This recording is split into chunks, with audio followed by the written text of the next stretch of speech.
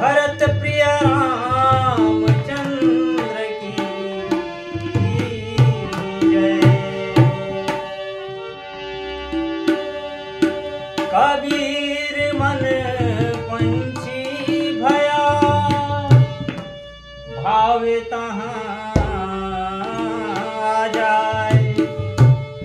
जो जैसा संगत करे सो तैसा फल पाए।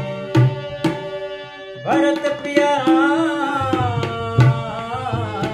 रामचंद्र की जय। गुनाउल होई जी आही बुढ़ापा गुनाउल होई। गुनाउल होई रे आही बुढ़ापा गुनाउल होई। गुनाउल होई जी आही बुढ़ापा गुनाउल होई। गुनाउल होई रे गुनाउल होई ना। गुनाउल होई जी गुनाउल होई ना। गुनाउल होई रे आही बुढ़ापा गुनाउल होई। गुनाउल होई का आही बुढ़ापा गुनाउल होई।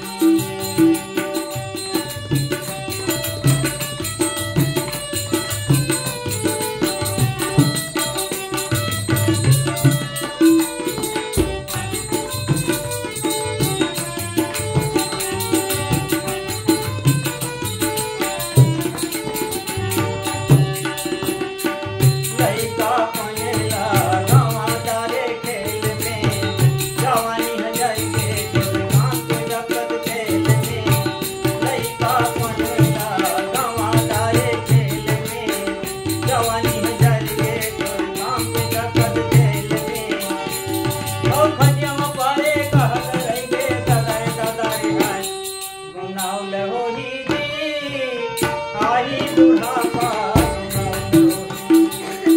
गुनाउल होई रे आही बुढ़ापा गुनाउल होई।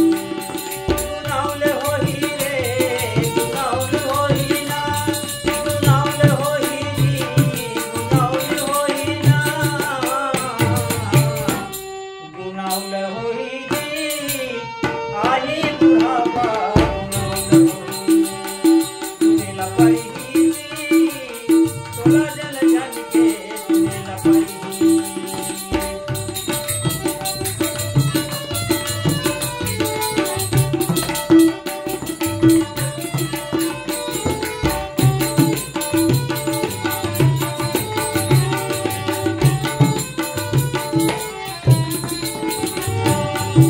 लइका पनेला गावा तारे खेल में।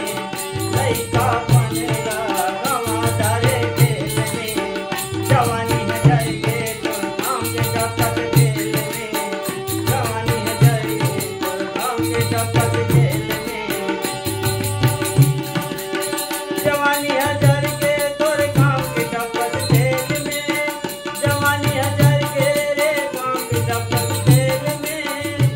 औ खटिया में पारे कहत रहिगे दादारे दादारे हाय। गुनाउल होई जी आही बुढ़ापा गुनाउल होई। गुनाउल होई रे आही बुढ़ापा गुनाउल होई। सुनेला परी जी तोला जन जन के सुनेला परी। गुनाउल होई जी आही बुढ़ापा